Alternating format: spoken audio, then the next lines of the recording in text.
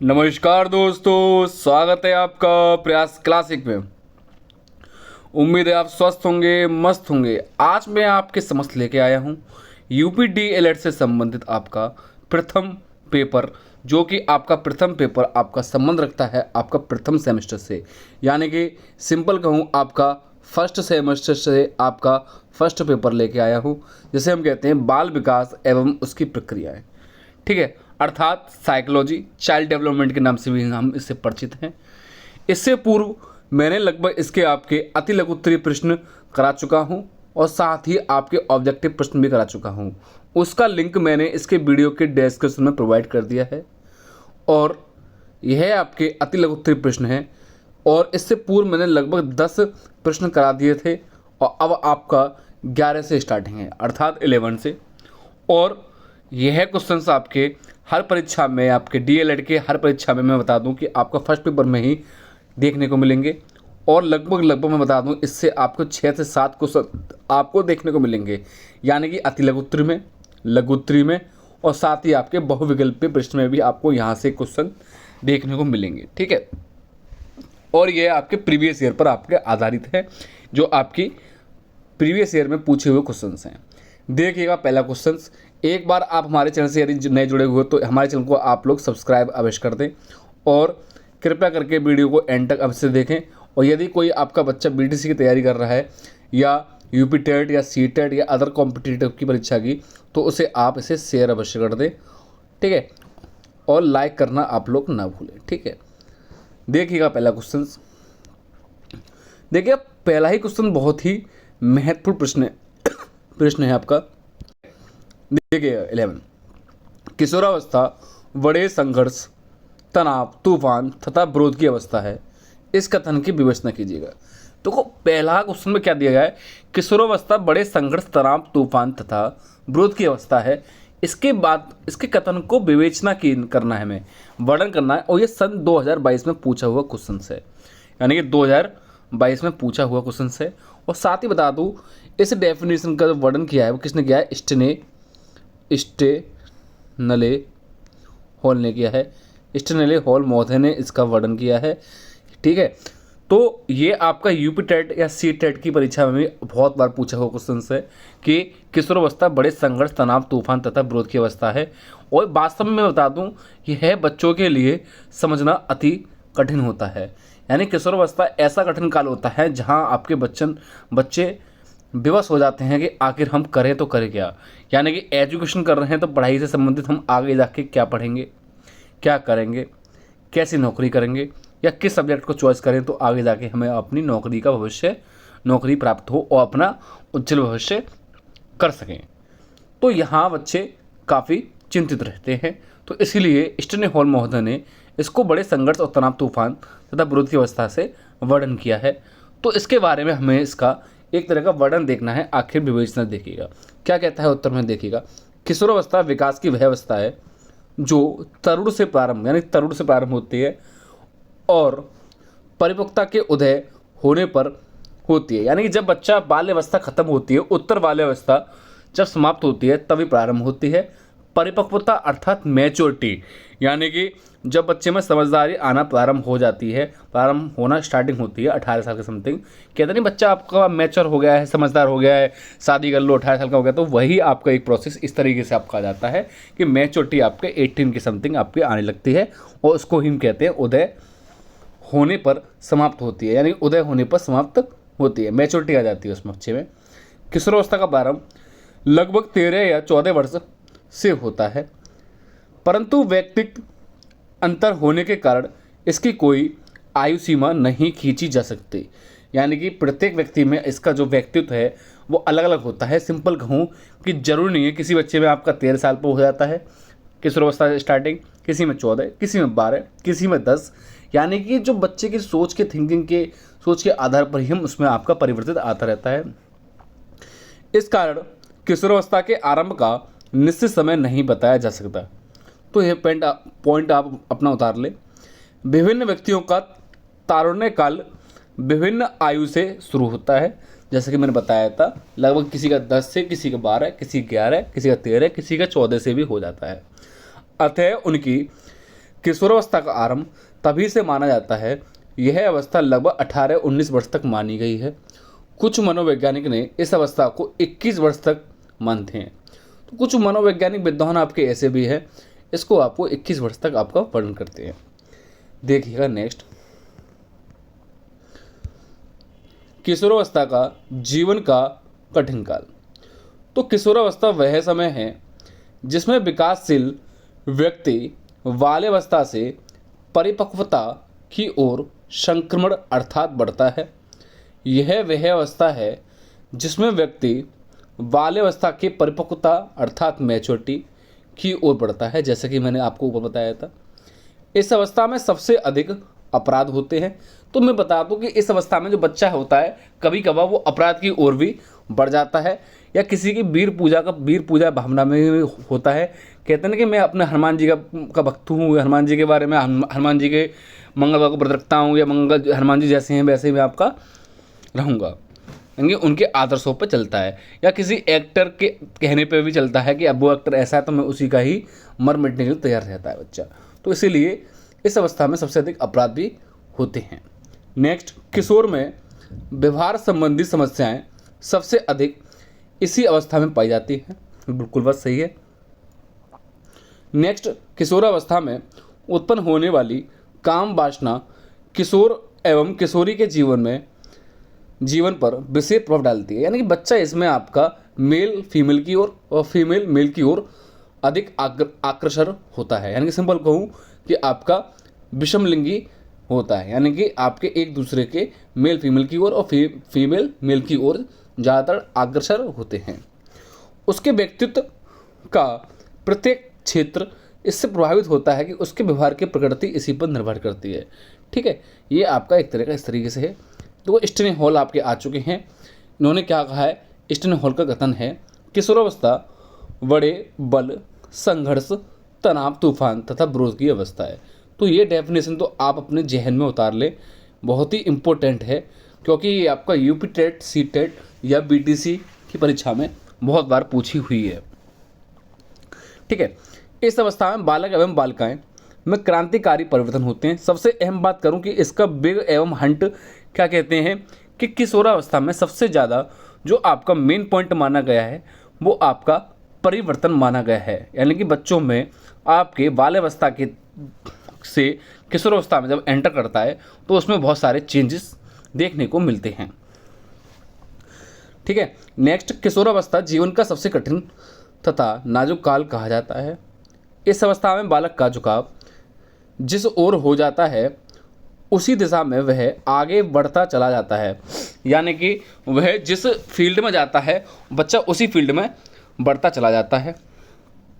इस अवस्था में किशोर के आवेगों एवं संवेगों में इतनी परिवर्तनशीलता होती है कि वह प्राय समाज विरोधी व्यवहार बहुत करता है।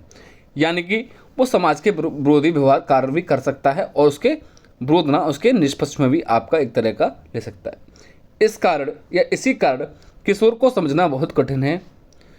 इस अवस्था में किशोर तथा किशोरियों के अपराधी प्रवृत्ति चरम सीमा पर पहुंच जाती है। इस अवस्था में यदि आपका मेल या फीमेल है किशोर किशोरी की, आपकी अधिक चरम सीमा पर उसकी अपराधी सीमा पहुंच जाती है। नेक्स्ट क्या कहता है देखिएगा, बालक नशीली वस्तुओं का सेवन करना आरंभ कर देते हैं। तो मैं बात करूं कि जरूर नहीं है सभी बच्चे आपके इसी में आपके नशीली चीज़ों का सेवन करें। तो कुछ जैसी संगत होती है बच्चा उसी संगत में ढलता जाता है। किसी अच्छी संगत है तो वो उसी संगत में आपका बच्चा ढल जाएगा, या किसी की संगत यानी कि बड़े लोगों ने, यानी कि जो उनसे मैच्योर हैं, बिल्कुल प्रॉपर परिपूर्ण मैच्योर है, ठीक है, परिपक्वता है, वो उनको गलत राह पर अगर ला दे नशीले पदार्थ में तो बच्चा उसी के पीछे पड़ जाता है। इस अवस्था में किशोर का शारीरिक विकास भी तेज़ी से होता है। तो इस अवस्था में बच्चों का जो आपका शारीरिक विकास से मैं बात तात्पर्य है, यानी कि वो कहते हैं कि मैं बॉडी बना रहा हूँ, जिम कर रहा हूँ, या आपका ये कर रहा हूँ, प्रोटीन खा रहा हूँ, तो वो इसी अवस्था में सबसे ज़्यादा परिपूर्ण होता है। इससे उसमें क्रोध, घृणा, चिड़चिड़ापन आदि कई भाव तथा संवेग उत्पन्न हो जाते हैं। ठीक है, इस किशोरावस्था को वातावरण से समायोजन करने में कठिनाई होती है। तो यह आपका वेरी इंपॉर्टेंट है ये वाला। अगला देखिएगा, इस अवस्था में बालक बहुत अधिक उद्दंड हो जाता है, आधिकारिक स्वतंत्रता चाहता है, स्वतंत्रता प्राप्ति के लिए वह अवज्ञा भी करता है। इस अवस्था में अनेक परिवर्तन होते हैं। बिग तथा हंट का कथन है, किशोरावस्था की विशेषताओं का सर्वोत्तम प्रकार से व्यक्त करने वाला शब्द परिवर्तन है। जैसे कि मैंने आपको ऊपर बताया था कि किशोरावस्था में सर्वोत्तम प्रकार से व्यक्त करने वाला एक शब्द दिया गया है जिसे हम कहते हैं परिवर्तन। ठीक है, परिवर्तन शारीरिक, सामाजिक तथा मनोवैज्ञानिक होता है। जरूरी नहीं है ये आपका शारीरिक रूप से ही चेंजेस हो, वो किसी भी रूप से हो सकता है, संवेगात्मक हो या शारीरिक या सामाजिक या मनोवैज्ञानिक रूप से भी हो सकता है। यानी कि चेंजेस तो चेंजेस है, किसी रूप में भी आपका परिवर्तन हो सकता है किशोरावस्था में एंटर करते हुए। ठीक है, नेक्स्ट बोलता है the most difficult period of life, अर्थात किशोरावस्था जीवन का सबसे कठिन काल है। ठीक है, क्यों कहा जाता है इसे? यह निम्नलिखित कथनों से अधिक स्पष्ट हो जाता है कि इस अवस्था में बालक में बहुत सारे परिवर्तन होते हैं और उसके हार्मोन्स तथा ग्रंथियों के स्त्राव में परिवर्तन आता है और साथ ही भावनात्मक तथा मानसिक परिवर्तन भी आता है, जिसके साथ वह साधारण रूप से समायोजन नहीं कर पाता है और उनकी मानसिक प्रवृत्तियाँ तथा विरोधी कार्यों की ओर अग्रसर हो जाता है। उसके व्यवहार में संतुलित स्थापित करने में कठिनाइयाँ होती हैं, इसलिए इस काल को सबसे कठिन काल कहा जाता है। तो यहाँ आपका बिल्कुल वर्गीकृत कर दिया गया पूर्ण रूप से, इतना लेंदी। लेकिन हमें हालांकि इतना लेंदी आपके क्वेश्चन पर डिपेंडेंसी होनी चाहिए। यदि ये आपका अति लघुत्तरीय प्रश्न है तो हमें इतना नहीं लिखना। दीर्घ है तो लिख सकते हैं, अति लघुत्तरीय तो थोड़ा कम ले सकते हैं। लेकिन जहाँ आपका बहुविकल्प पूछ ले कि स्टेनी हॉल की परिभाषा, या मैं बोलूँ कि बड़े संघर्ष और तनाव, तूफान तथा विरोध की अवस्था किस व्यक्ति ने या किस महोदय, किस विद्वान ने लिखी है, तो वो आपका बहुविकल्प में आपका ऑप्शन में दिया होगा स्टेनी हॉल, तो आपको वहाँ ऑप्शन लगाना है। तो यानी कि जैसा कि मैंने बताया था, इस वीडियो से लगभग आपको 6 से 7 क्वेश्चन देखने को मिलेंगे, अर्थात कोई क्वेश्चन 2 नंबर के भी, कोई 1 नंबर के, लगभग आपके 9 से 10 नंबर का आपको इस वीडियो से 100% देखने को मिलेगा। इसलिए आप हमारी ये वीडियो शुरू से लेके एंड तक जरूर देखिएगा। यहाँ आपका क्वेश्चन कंप्लीट हो चुका है। यह क्वेश्चन आपका सन 2022 में पूछा हुआ क्वेश्चन से है। ठीक है, अगला देखिएगा क्वेश्चन नंबर 12, चिंतन का शिक्षा में क्या महत्व है। यह भी सन 2022 में पूछा हुआ क्वेश्चन है, देखिएगा 2022 में। तो चिंतन क्या होता है? चिंतन ज्ञानात्मक पक्ष की मानसिक प्रक्रिया है। रॉस मोदी ने कहा है, शिक्षा के क्षेत्र में चिंतन का अत्यधिक महत्व है। शिक्षा प्रक्रिया को सुचारू रूप से चलाने के लिए चिंतन शक्ति का विकास करना अति आवश्यक है। समझ गए होंगे आप लोग। बालक में चिंतन शक्ति के विकास के लिए शिक्षा में निम्नलिखित उपाय करने चाहिए। यानी कि बच्चे को चिंतन प्रारंभ करने के लिए शिक्षा में उसको यह उपाय करने चाहिए। फर्स्ट आपका उपाय है भाषा विकास पर ध्यान। किस पे? भाषा विकास पर ध्यान। देखिए क्या कहता है आपका, भाषा को चिंतन की आधारशिला कहा गया है। ठीक है, बहुत ही बढ़िया पॉइंट है। भाषा को चिंतन की आधारशिला कहा गया है। चिंतन को स्पष्ट रीति से भाषा द्वारा व्यक्त किया जा सकता है। बिल्कुल बात सही है। भाषा एवं विचार का आपस में घनिष्ठ संबंध है। ठीक है, पूर्व अनुभवों की स्मृति के लिए उपयुक्त शब्दावली की आवश्यकता होती है। अतः बालकों के शब्द भंडार को बढ़ाने एवं भाषा विकास के लिए सरस, रोचक तथा एवं उपयुक्त शिक्षण विधि का प्रयोग करना चाहिए। सिंपल कहूँ, भाषा एवं विचार आपस में, इनमें विचार जो होते हैं आपस में वो बहुत ही घनिष्ठ संबंध होते हैं। और भाषा को चिंतन की आधारशिला कहा गया है। ये यूपी टेट में भी पूछा गया है, किसकी आधारशिला कहा गया है? चिंतन की आधारशिला। ठीक है, नेक्स्ट है रटने की आदत दूर करना। आदत होगी फिलहाल, तो यहाँ गलत लिखा हुआ है, रटने की आदत दूर करना। यानी कि बच्चे को कभी कुछ भी रटना नहीं चाहिए, उसको समझना चाहिए चिंतन के द्वारा। चिंतन जितना करेगा वो उतना ज़्यादा बेटर सीखेगा।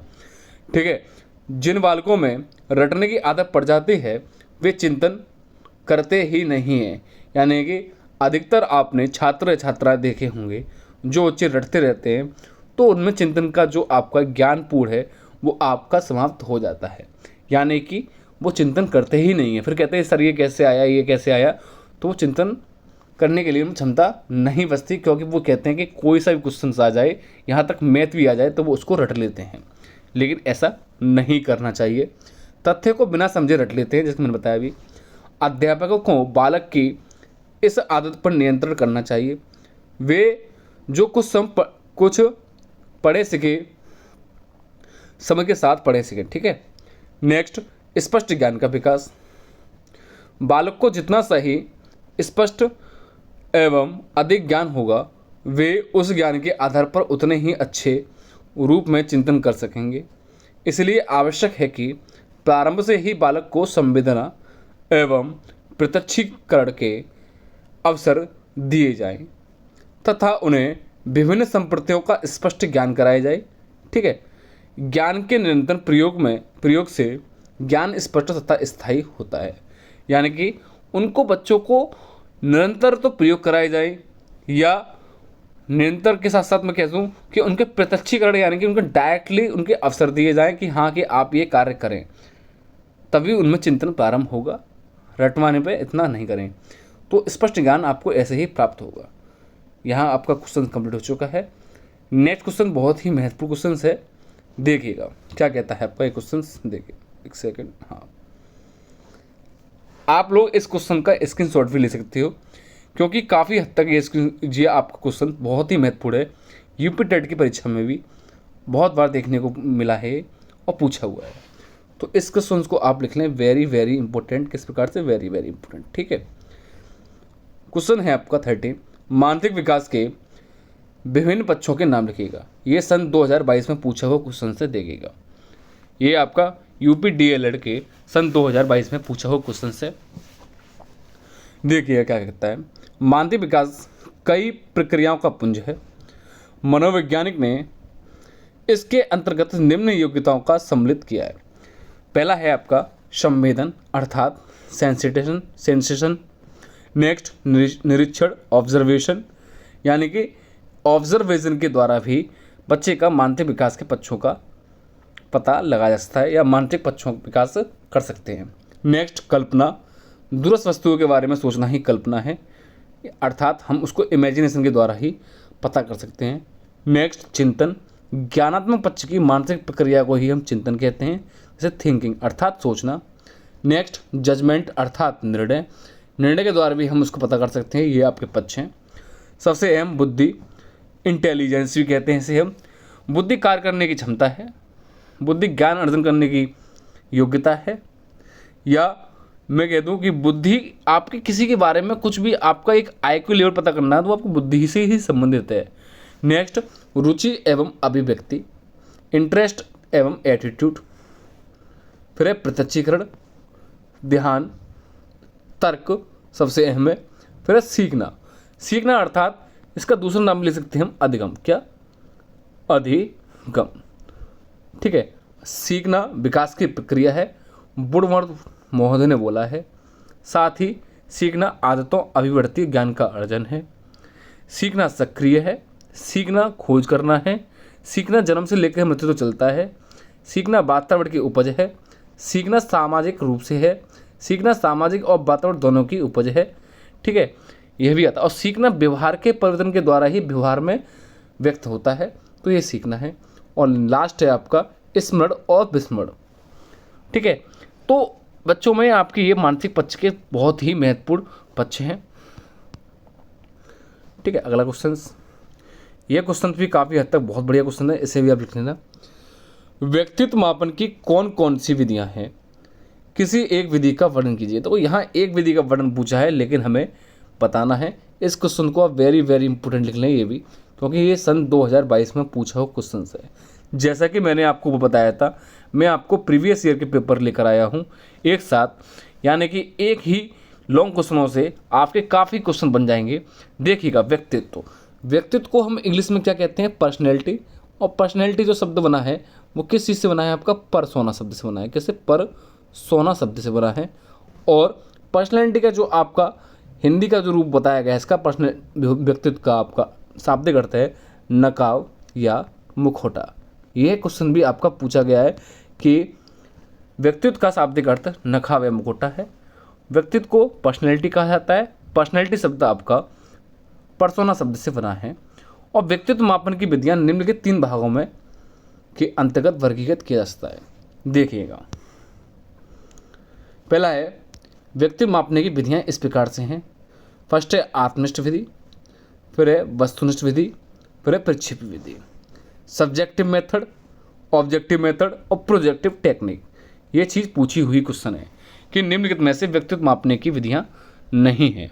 और व्यक्तित्व की मैं बात करूं, युंग महोदय के अनुसार व्यक्तित्व लगभग 3 टाइप्स के होते हैं। साथ ही मैं बात करूं कि आपके क्रेस्मर, एक महोदय सुनोगे क्रेस्मर महोदय के अनुसार आपके इसके 3 प्रकार होते हैं। शक्तिहीन, खिलाड़ी, नाटक। एक महोदय और हैं स्पेंजर। कौन से? स्पेंजर महोदय के अनुसार व्यक्तित्व 6 प्रकार के होते हैं।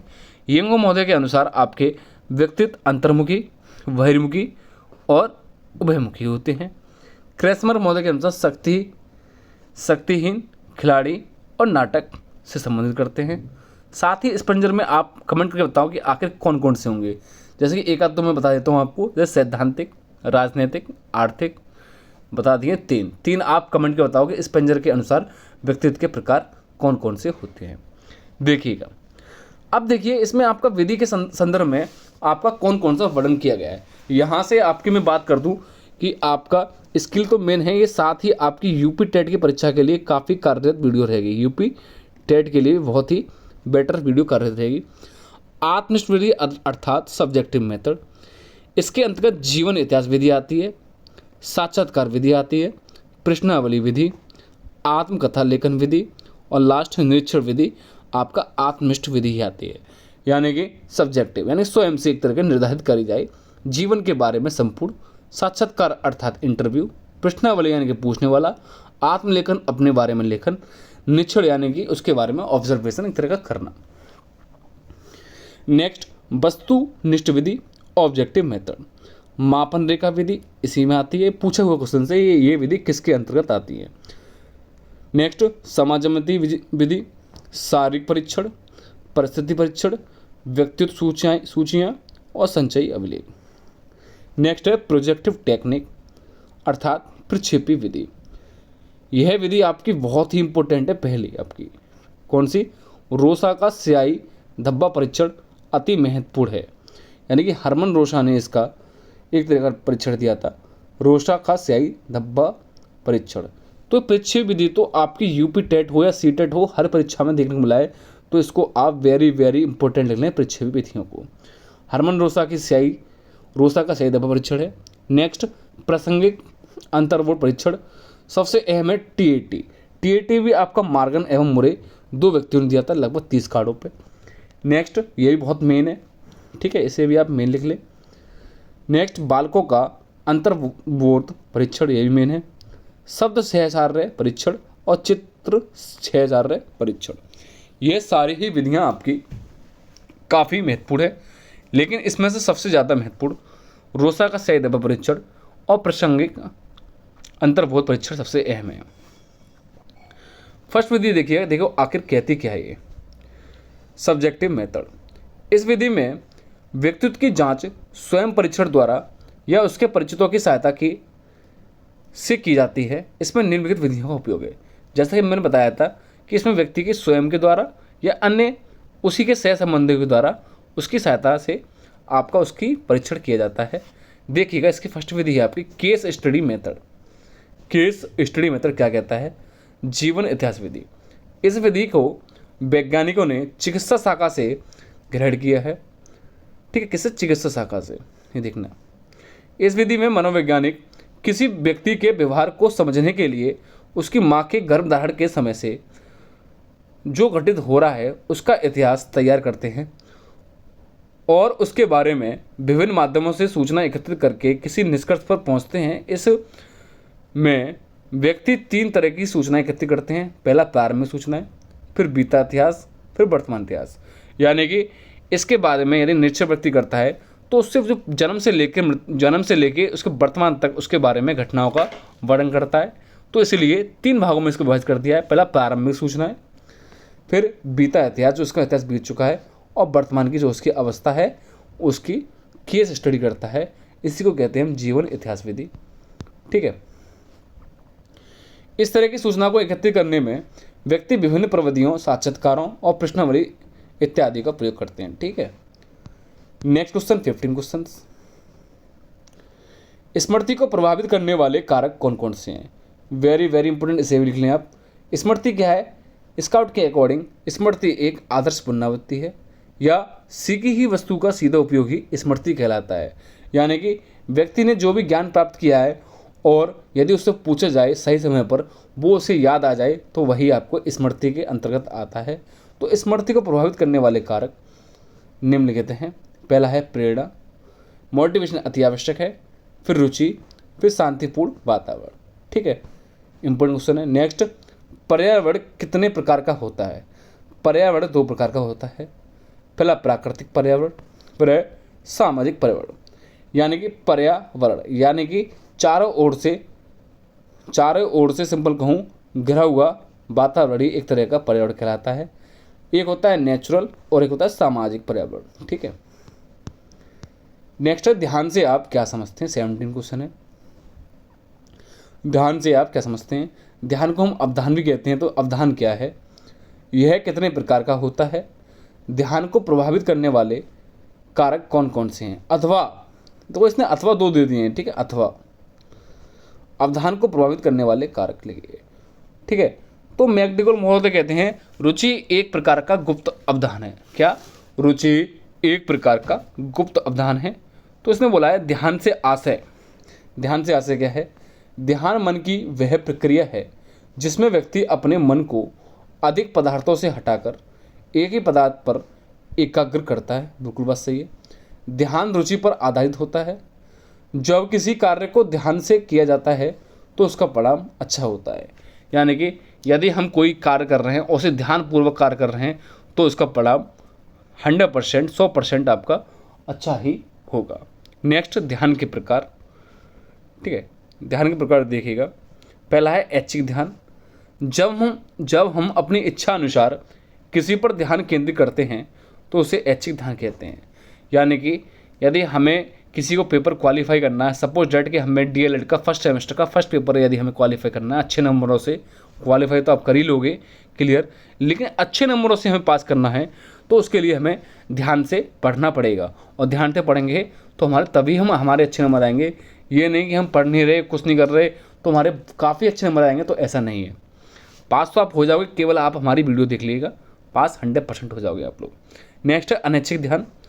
जब बिना इच्छा से किसी वस्तु पर हमारा ध्यान केंद्रित हो जाता है तो उसे अनैच्छिक ध्यान कहते हैं। यह ध्यान अस्थायी होता है। कैसा? अस्थायी। एक तरह का स्थायी, ये अस्थायी।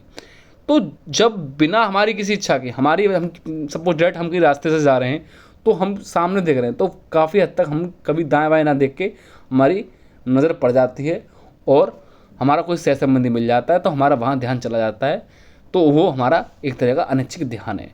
या सिंपल कहूँ, यदि हम कोई क्वेश्चन पढ़ रहे हैं और उसी के बगल में एक क्वेश्चन इंपॉर्टेंट क्वेश्चन मिल जाए तो उस पर हमारा ध्यान चला जाता है और उसको हम पढ़ लेते हैं। नेक्स्ट है ध्यान को प्रभावित करने वाले कारक। ध्यान को प्रभावित करने वाले कारक। ध्यान को प्रभावित करने वाले कारक निम्नलिखित हैं। पहला है उत्तेजना की नवीनता, अर्थात नवीन वस्तुएं, नए खेल हमारा ध्यान आसानी से आकर्षित करते हैं। ठीक है, नेक्स्ट उत्तेजनई गति। गतिशील वस्तुओं पर ध्यान सरलता से हो जाता है, जैसे चलती ट्रेन। चलती ट्रेन पर हमारा बहुत ही जल्दी ध्यान जाता है। नेक्स्ट है रुचि, इंटरेस्ट। हमारी जिन चीज़ों में रुचि होती है उन पर ध्यान जाता है, जैसे संगीतज्ञ का अच्छा ज्ञान, अच्छा गाने पर। ठीक है, नेक्स्ट क्वेश्चन है, काफ़ी इंपॉर्टेंट क्वेश्चन है आपका ये, क्वेश्चन नंबर 18। अल्पकालिक एवं दीर्घकालिक स्मृति में अंतर लिखिएगा। तो इसके एक साइड अल्पकालिक स्मृति, एक साइड दीर्घकालिक स्मृति।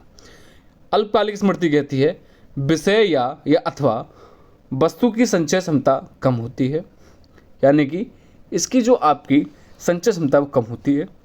यह बोलता है दीर्घकालिक यानी कि लंबे समय तक याद रहने के लिए क्या होता है आपका विषय अथवा वस्तु की संचय क्षमता अधिक होती है। ठीक है, यानी कि अल्प यानी कि कम समय के लिए स्मृति बने हैं और दीर्घकालिक काफ़ी समय तक। नेक्स्ट सेकंड पॉइंट, उत्तेजना को व्यक्ति शीघ्र भूल जाता है। जो भी होता है उसकी उत्तेजना उसको शीघ्र भूलने लगता है। इसका जस्ट अपोजिट है, उत्तेजना को व्यक्ति अधिक समय तक याद रखता है। यह आपका दीर्घकालिक के अंतर्गत आता है।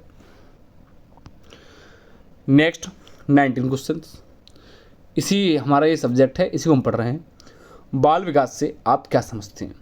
बाल विकास दो शब्दों से योग से बना है, बाल एवं विकास। बाल का अर्थ है बाल्यावस्था से लिया गया है। बाल्यावस्था 12 वर्ष तक बच्चों को दूसरी अवस्था है, किंतु बाल विकास से आशय गर्भावस्था से लेकर युवावस्था, यह आप लिख लेना, गर्भावस्था से युवावस्था तक के बालकों के विकास से है। यानी कि बाल्यावस्था जो आपकी अवस्थाएं होती हैं, पहली शैशवावस्था, फिर बाल्यावस्था, फिर किशोरावस्था, ठीक है। इसमें आपकी बाल्यावस्था सेकंड होती है, लेकिन गर्भावस्था से लेकर किशोरावस्था की अवस्था को हम बाल्यावस्था के अंतर्गत रखा जाता है, ठीक है। ये चीज़ आप देखें। नेक्स्ट, विकास का अर्थ एक ऐसी प्रक्रिया से लगाया जाता है जिसका प्रारंभ गर्भावस्था से होता है। यह जीवन पर्यंत किसी न किसी रूप में चलता रहता है। विकास प्राणी में पाई जाने वाली उस स्वाभाविक प्रक्रिया को कहते हैं जिसमें प्राणी गर्भावस्था से लेकर वृद्धावस्था तक क्रमिक शारीरिक तथा मानसिक परिवर्तन से गुजरता है। अतः बाल विकास मनोविज्ञान की वह शाखा है जिसके अंतर्गत विकासात्मक दृष्टिकोण अपनाते हुए गर्भावस्था से लेकर युवावस्था के मानव के व्यवहार अर्थात शारीरिक एवं मानसिक क्रियाओं में होने वाले क्रमिक परिवर्तन जो व्यक्तिगत होते हैं उनका स्वरूप, समय तथा कारणों एवं उनमें अंतर्निहित प्रक्रियाओं का वैज्ञानिक अध्ययन किया जाता है। यानी कि सिंपल कहूँ कि बच्चों में या आपके जो व्यक्ति हैं उनमें जो विकास होता है वो आपका जैसे जन्म लेता है और जैसे उसकी मृत्यु, यानी जन्म से लेकर मृत्यु तक, यानी कि 60 साल, 70 साल, 80 साल, 90 या 100 साल तक भी बच्चे यदि कोई व्यक्ति जीता है तो जन्म से लेकर मृत्यु तक उसका विकास होता रहता है, या तो शारीरिक या मानसिक या सामाजिक या किसी भी रूप में आपका उसका विकास होता ही रहता है। विकास समाप्त तब होता है जब उसकी मृत्यु हो जाती है। तो वो क्रमिक परिवर्तन व्यक्तिगत होते हैं, तो उनका स्वरूप, समय और कारणों एवं उनसे अंतर्गत प्रक्रियाओं का वैज्ञानिक अध्ययन किया जाता है। हर लोग महोदय कहते हैं आज बाल विकास में मुख्य रूप से बालक के रूप, व्यवहार, रुचियों एवं लक्ष्य में होने वाले उन विशिष्ट परिवर्तन की खोज पर बल दिया जा रहा है जो उसकी एक विकासात्मक अवस्था से दूसरी विकासात्मक अवस्था में पदार्पण करते समय होते हैं। इसके अतिरिक्त बाल विकास यह खोज करने का भी प्रयास करता है कि ये परिवर्तन कब प्राप्त होते हैं, इसके लिए कौन से कारण उत्तरदायी हैं और ये व्यक्तित्व हैं या सार्वभौमिक। ये हरलोक महोदय का आपका कथन है, ठीक है। यहाँ आपका 19 क्वेश्चन कंप्लीट हो चुके हैं। नेक्स्ट क्वेश्चन देखिएगा आपका, और लास्ट क्वेश्चन है आपका इस वीडियो का, देखिएगा क्या कहता है आपका। अवधान अर्थात ध्यान की किन्हीं 4 विशेषताओं को लिखिएगा। जैसा कि मैंने बताया था, अवधान ध्यान है। ध्यान एक प्रकार का गुप्त, यानी कि रुचि एक प्रकार की गुप्त अवधान है मैकडूगल के अनुसार। इसकी कैरेक्टरिस्टिक्स पूछी हैं अर्थात विशेषताएं। तो अवधान की प्रमुख 4 विशेषताएं निम्नलिखित हैं। पहली है, अवधान रुचि पर आधारित होते हैं। जैसा कि मैंने अभी बताया, रुचि एक प्रकार की गुप्त अवधान है, अर्थात रुचि एक प्रकार के गुप्त ध्यान है। ये आपका मैकडूगल महोदय ने कहा है, तो ये रुचि पर आधारित होती है। अवधान एवं रुचि एक सिक्के के 2 पहलू हैं, ठीक है। यानी कि सिंपल कह सकते हो, एक सिक्का है, उसके एक साइड तो हेड और टेल दोनों आपके क्या हैं, एक सिक्के के ये 2 पहलू हैं, क्या आपका अवधान।